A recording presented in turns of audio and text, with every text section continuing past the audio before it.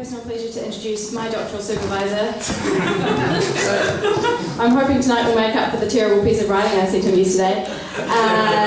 Professor Alan Riach. Alan, no mai haere mai.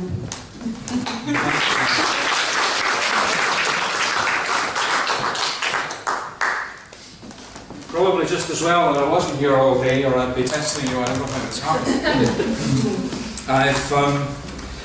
Let's see, I guess everybody in this room must know Robert Burns's famous song, which people refer to as Scots Wahey. Do you remember it? Do you remember the first couple of lines, the first verse? Yeah? Generally? I took the liberty of following Ian Hamilton Finlay and Evelyn Morgan in writing three one-word poems with reference to the referendum. The idea being that the title can be any length, but the poem is one word. So the first one is one-word poem to commemorate the literary and grammatical aptitude and strategic precision of the prophetic co-alignment of political, linguistic and cultural authority in Robert Burns's 1793 song, Robert Bruce's address to his troops on the march to Bannockburn, 1314. Wham!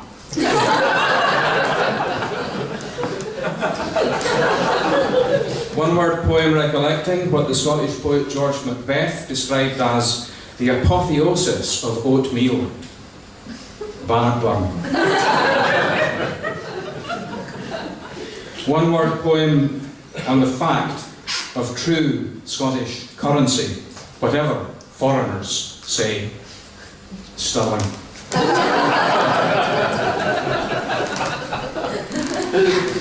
I've been working with massive impudence on a version in English of the great Gaelic poem The Burlen of Clanranald, which was written in the aftermath of Culloden in the latter part of the 18th century. And it's it's one of the great poems of world literature, so my chutzpah knows no bound. I was told when I was engaged in this that it was suicidal and that I would be killed. My Gaelic being as rudimentary, not to say non-existent as it is, but I did do the homework and I did the work. And thankfully, it's been approved so far. It'll be published in a few weeks. So that's just the point about it with regard to the referendum is that the boat, the Burlen leaves South Uist and crosses the Sound of Islay and ends up in Carrickfergus, and it's almost as if it's saying at the end, we need some time now. Because it goes through a terrible storm, which is completely unpredicted.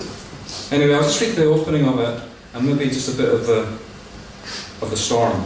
First, it begins with the blessing. May the great Lord God of movement carry us safe on all the coral waters of this world. The seas and oceans, currents and streams enable us. Take this craft upon them, across them, and cradle us. We are launched on day one, this craft of my clan, each one of the crew being tough, strong, true. Each man hears this call. Bless them all. May the great Lord God of nature bless our pass through the storm. May the stars that breathe down on us light us the way, and the rocks and the waters be kept far away, and the Burlen come safe into harbour and stay and moor with no harm. May the great Lord God of the permanent keep us secure in the firmament.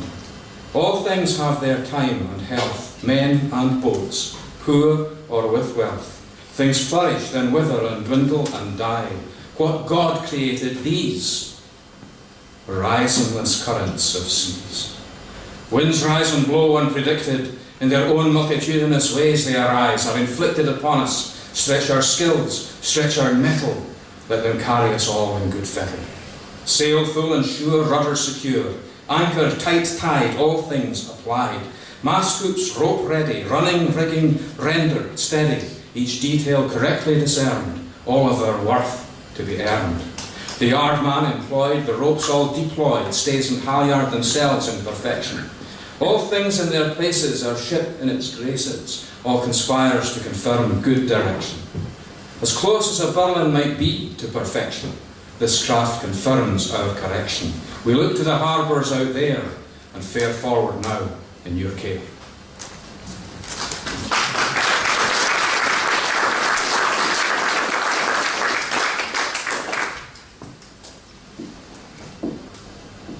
The sound of the sea, battering oak, struggling to suck the whole ship to its clutch. The bow crashes forward, hits the water, the gale, as if dashing and smashing into a whale. The wind starts up again, blasting its best, all sorts of trouble, straight out of the west. Falling around us, elements, rubble, blind in the smart of it, spindrift and rain, constant assault, thundering onslaught, whip cracks of lightning, rain horizontal and vertical both, and diagonal always, cutting across, this way and that, flashes of jagged edge, zigzags of cutlass slash, slicing the dark, sudden, the bright score on the black board of night's door. All the way through, at the edge of what's life, all the crew, the lightning attacks, fireballs burning, tackles and ropes, smell of the sulphur, smoke sears from the rigging, brimstone all over, all the gear there, smothering, covering, clogging it all, elements high and elements low, combine and make war, the violent flow, earth, fire and water, all in the air, everything raised and against us is there.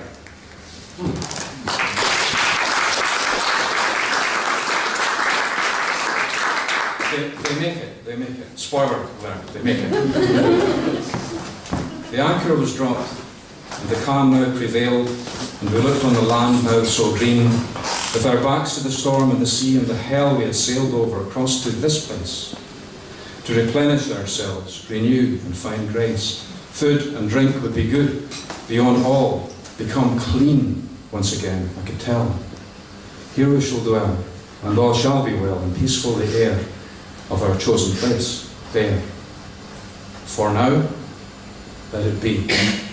Breathe deep, we shall see.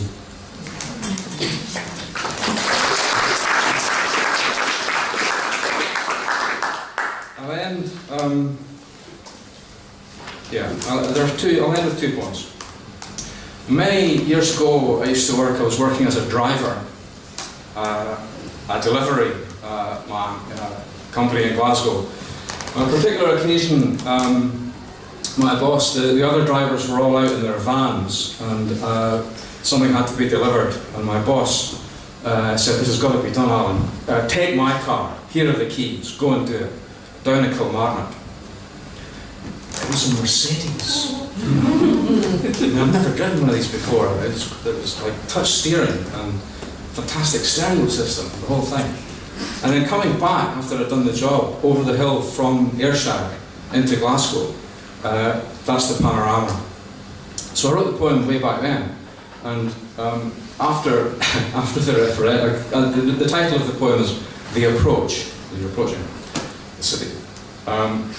So after the referendum, and Glasgow, as we know, said yes, I changed the title.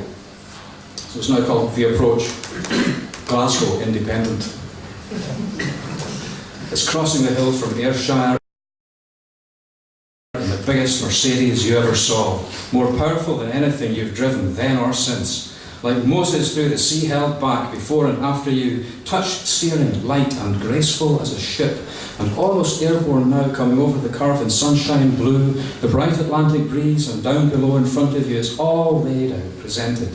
The lean white pencil of the Science Centre Tower, the university, the Philistine crane, the armadillo, lemon wedge, the soaring keeps and battlements of Ilium, the schemes and grey estates off to the east, the Campsie fells ahead, Dumbarton and Dungoyne, and the high road to Ben Lomond way over in the west.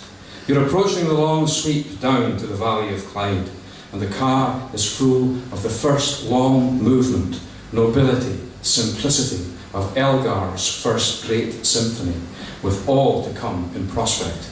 You're 5 miles south of the river, heading north to the city. You're over 1,000 feet above the sea. You're flying, and the day ahead is freedom.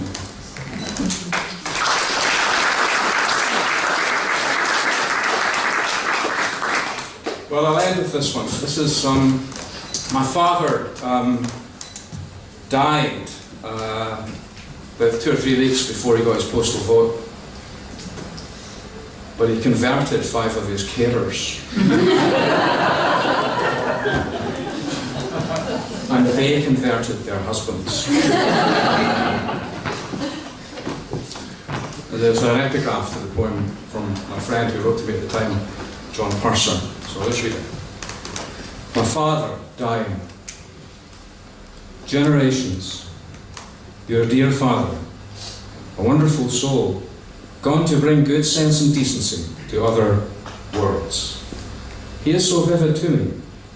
His quiet, knowing smile, his readiness for fun, his assertively open mind. There will have to be some adjustments in heaven. He was a sailor, he was a master mariner.